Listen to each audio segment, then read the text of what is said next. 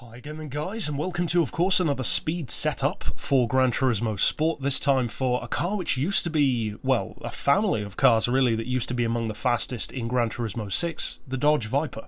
The ACR in particular was a force to be reckoned with, the GTSR concept was also really good. Now, they're nowhere near as quick. They're still good, but they're no way near what they used to be. This one, for instance, is around 260 compared to, this could do, I think, 285-ish in Gran Turismo 6, so a ton of cars have dropped by a lot, obviously. As far as the upgrades go, obviously you want the power as high as it can go. I would recommend also dropping the weight as much as you can. As far as traction control, as I've said a number of times, it varies from driver to driver. Some people like to use a bit as kind of a safety net, but you will be quicker if you learn to use no traction control instead. As far as tyres, we've got super softs, of course, for maximum grip. As far as the suspension, we've got 110mm on the back, 105 on the front, so a little bit lower on the front, and that's because this is one of those cars which does naturally sit a little bit lower at the back. As far as frequency, I'd recommend as high as possible. Then anti-roll, well, I've got it down on 1, you could put it up to say 3 instead. As far as the compression and the rebound, you want those as low as possible as well. I've gone for 1 degree of camber, just for that extra bit of stability in slipstream, but it's down to you. Of course, you could increase that up to 2 if you want to. As far as tow, that is neutral, of course. Downforce doesn't apply for this one.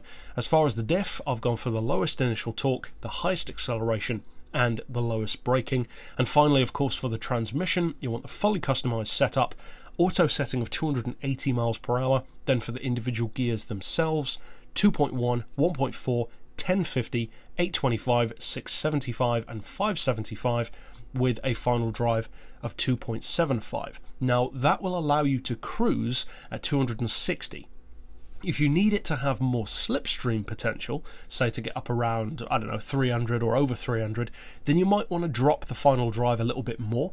But I would recommend testing it first to see if you need to, because under most circumstances, I wouldn't really recommend trying to beat, Vision GT cars and stuff like that with this anyway. So against stuff like Supras, Lamborghinis, most of the Ferraris, apart from the Enzo, the Corvette, it can cope against those pretty well, even though the top speed on its own is a little bit less. Of course, with slipstream, it doesn't matter as much anyway. So adjust that final drive as necessary. But of course, that's it for the tune. Now what you want to see is it performing at that speed in action. Now, the ironic thing I think about this particular Viper is it actually used to be one of the less impressive ones in Gran Turismo 6, whereas in Gran Turismo Sport, it's one of the easiest to get that kind of speed out of. It's pretty much the quickest of the Vipers just straight off the bat, and to get the others to be as quick as this, you have to do a lot of work on them. Now, I have seen someone build, I think it's the 2002 GTS that we have in the game, up to a similar speed, but you have to do a lot more work and spend a lot more time, so that can be done. With this one though, it's a much quicker build, it's a much newer car, so most people will probably go for this one, but of course it's down to personal preference. I do prefer the older Viper personally, but this one, it just gets the speed straight off the bat. Very simple tune. As you can see, you do have a decent amount of slipstream potential. You could probably slipstream this one up around maybe 280, 285, possibly 290. So as I said, if you need it to do more slipstream, just drop that final drive a little bit more. And as far as handling, it's pretty stable. The Viper is a deceptive car when it comes to its handling. It should handle like a hot rod, but it's actually very good. All of them are. So that's it for this particular tune. Of course, if you want to check out all of my others, then click the playlist here on screen, and we've done plenty of them as well. And for now, as always, thanks for watching.